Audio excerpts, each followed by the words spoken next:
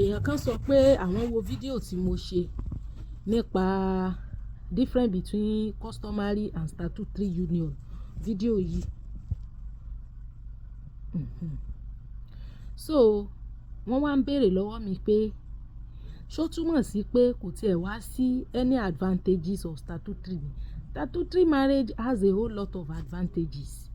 As a matter of fact, ó máa ń kọ ìyà fún obìnrin yàtọ̀ fún àwọn tó ń lò against ọkùnrin láti fi take freedom ẹ̀, láti fi dè mọ́lẹ̀, láti fi frustrate ẹ̀, láti fi nílára, láti fi wò pé yes àwọn ti tò jébó lóòsà lọ́wọ́ kìíní kan, yàtọ̀ fáwọn tó ń lò láti frustrate ọkùnrin. You know, ẹni tó ti fẹ́ tó ti lọ tọwọ́ ẹ̀bọ̀wé tí ò lè fẹ́yàn mí mọ́ tó wá nílára. Irú bọ̀dá tó fẹ́ ìyàwó tí ìyàwó yẹn ò padà tẹ̀lé lọ lé yẹn, irú yẹn ó ti lo nǹkan yẹn láti fi bọ̀dá yẹn sínú ìgbèkùn, because bí bọ̀dá yẹn fẹ́ bókọ̀ kó tó lè rí statutory ọwọ́ girl yẹn dissolve, ó kéré tán yóò dúró ọdún mẹ́ta, yóò lè come in through the 3-year rule, because òfin sọ pé tẹ́ bá ti live away from one another fún ọdún mẹ́ta ẹ ní the consent ara yín láti file pé ẹ ṣe mọ́. Yàtọ̀ fún àwọn tó máa ń lo statutory yẹn against ọkùnrin. Statutory dà gan, because why? Ìmọ̀ ń kọ ìyà fún obìnrin. Ẹ wo kéèsì kan tán treat dìdì ní TikTok lẹ́nu ọjọ́ mẹ́ta yìí. Bọ̀dá yẹn ó gba millions of naira lọ́wọ́ girl yẹn tó fi travel out. Ó wá padà ó kúrò lọ́dọ̀ girl yẹn, ó dà pé ó wá Nàìjíríà, mi fi bẹ́ẹ̀ follow kéèsì yẹn, but ó wá rí another girl ní Nàìjíríà, ó wá rent àwọn fake parents láti lọ rè ṣe introduction lọ́dọ̀ another girl yẹn. Wọ́n lọ ṣe introduction bẹ́ẹ̀, ìyẹn náà ń wọ ríǹgì kiri, ó ń ṣe bíi kinní, ó ń ṣe ó mọ̀. Bọ̀bọ́ yẹn tó wá send fídíò sí girl yẹn pé ẹ̀ kó má wọ̀rí, òun miss ẹ̀, òun ò ní pẹ́ wálé. Wọ́n ti ríra rí lójú ayé o. You know, fídíò yẹn ni girl yẹn gbé sórí page. Táwọn tán mọ the first woman yẹn rí, tán fi sọ pé ọkọ lágbájá rè, kálámù fi blow. But later girl yẹn padà wá apologize, because girl kejì yìí tán lọ fi fake parent fẹ́ yìí, ó padà gbogbo èébú tí ó lọ ń bú the main woman, the normal wife gangan tó lọ ń pọmọ ẹ̀ lọ́mọ àlè, gbogbo rọ́tí máa yìí ti pa fún girl yẹn ló lọ fi ń bú ìyàwó gangan nínú DM tó jẹ́ pé ó sọ̀rọ̀ sí later girl yẹn padà wá apology. Now ọkùnrin yẹn náà sáré deny pé rárá o, òun ò fẹ́ o, òun ò kóyàn lọ ṣe introduction lé wọn o, ó sáré deny girl yẹn. If not, tí o bá ń ṣe pé statutory marriage tó wà lọ́wọ́ the first woman yẹn, ìyá yẹn ò bá jẹ́ gbé. Yeah, ìyá yẹn ò bá jẹ́ gbé, because tó bá fẹ́ yàn statutorily gan, tó bá feel pé ò fẹ́ mọ́, wàá divorce ẹ̀ ni, wàá kọ́lẹ̀ ni, kì í ṣe pé wàá fẹ́ yàn mí lé lórí débi wípé ní ẹwà mọ̀ tún wá flaunt ẹ̀ online. Ṣé you understand? So statutory yẹn ó protect obìnrin yàtọ̀ fún pé the spiritual aspect of it o, ṣe mọ̀ wípé religiously yàtọ̀ fún ẹ̀sìn, ntẹ́yàn bá fẹ́ kẹ́sìn mójútó, you do it. Ntó bá fẹ́ kí ìjọba bọ́ mójútó, yóò ní bó ṣe fi ti ọwọ́ ìjọba bọ̀. Ní ti ẹ̀sìn, scriptures kò condemn multiple marriages, bẹ́ẹ̀ ni mo sọ fún yín, it doesn't condemn it. So tó bá gbé tẹ̀sìn wọlé, ẹ̀ kàn mọ́ fọlọ́run búra, ọmọ ní kinní kan náà ni ọlọ́run sì ní sọ̀kalẹ̀ wá jẹ́ nìkan kan pọ́npọ́ lórí. Tó bá ní ọ̀fẹ́ nìkan gan lé kóòtù ọlọ́run, ṣé kọ́ ọlọ́run ọ̀pá ni? Ṣé kọ́ bẹ́ẹ̀ lórí ni? So ní tí yẹn I don't know how to talk about that one. What I know is that ọlọ́run ò ní bẹ́ẹ̀ nìkan kan lórí nítorí ó fẹ́ yàwó mi. Bẹ́ẹ̀ ní ti òfin lè bẹ́ẹ̀ mójútó such that gbogbo ẹ̀tọ́ ẹ̀ wàá gbà. As a matter of fact gan, the other woman that came in, you can sue her and ask her to pay for damages. If she can't pay for damages, they can lock her up.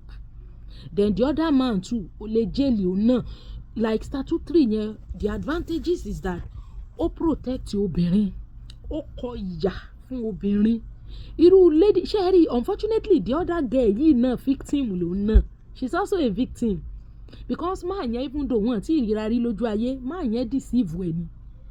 Ìgbà tó post picture tán fi lọ ṣe introduction in absentia ní Naija bí the original woman, the original wife yẹn ló wá ṣẹ̀ṣẹ̀ wá post correct picture táwọn take ní registry níbi tí normal parent ọkùnrin yẹn gangan wà.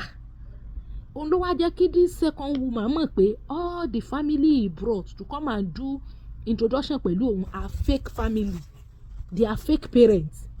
Bẹ̀ òun sì ń proof pé òun ní kinní kan ní main wife tó sì ń lọ ń bú the legal wife nínú DM tó ń pọmọ ẹ̀ lọ́mọ àlè tó ń sọ̀rọ̀ sí ibẹ̀. Eventually nígbà táṣìírí yẹn padà tú a padà rí wípé ní bọ̀bọ́ yẹn ó gbá first woman yẹn ni ó tún gbá this other girl toró ti ní kélé ìfóhùn kó send 700,000 kóun fi bá a ṣe owó tí ó fi travel wá bóun bóyá Dubai náà wà ó whatever. Mo kàn fi kéèsì yẹn ṣe àpẹẹrẹ ni fún ẹni tó béèrè wípé ṣé kò wá sí advantage kankan. The advantages of statutory marriage obìnrin ló wà fún, kì í ṣe pé láti fi ní ọkùnrin lára but láti fi protect interest obìnrin yẹn, láti fi gba ẹ̀tọ́ ẹ̀ fún and láti fi gbọ̀n ìyà kúrò lára ẹ̀. Ìmọ̀ ń gbọ̀n ìyà kúrò fún obìnrin. Kàn lè dédé yàn jẹ pé bóyá ẹ dédé even tẹ bá fẹ́ yàwó gan ní bóyá customary àbí tradition lè lọ fẹ́ lòmíì tó ṣe double statutory. Ẹlòmíì gan ò lè ní right tí the first woman ní. Yes, even kẹ́ ti fẹ́ yàn ní customary kẹ́ tún ti fẹ́ lòmíì customary kẹ́ tún ti fẹ́ lòmíì customary kẹ́ wá fẹ́ upgrade ẹnìkan nínú wọn sí statutory. The first woman yẹn lẹ lè upgrade sí statutory. Tẹ́ bá upgrade the second woman or third woman to statutory, that statutory is invalid, is void. Because ní statutory kó tó lè wà valid ó gbúdọ̀ jẹ́ pé you don't have any woman in your life and it is the first woman you married as at the time tí kò tí sí any other woman in your life.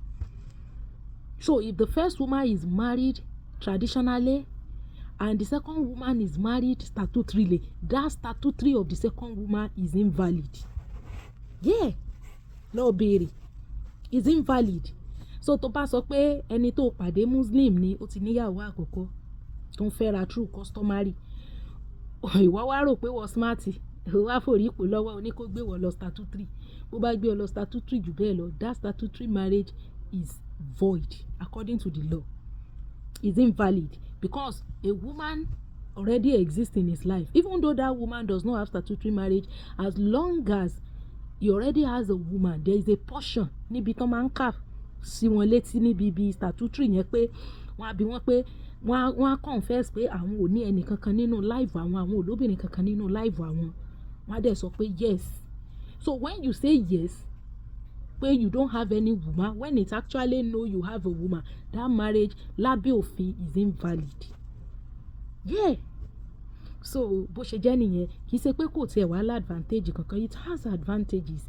It protects woman, it protects their interest, it make the woman to be able to gbọ̀n yàdànù lára rẹ̀ in case tẹ́ bá fẹ́ yàn jẹ and all of that. So it is well with us.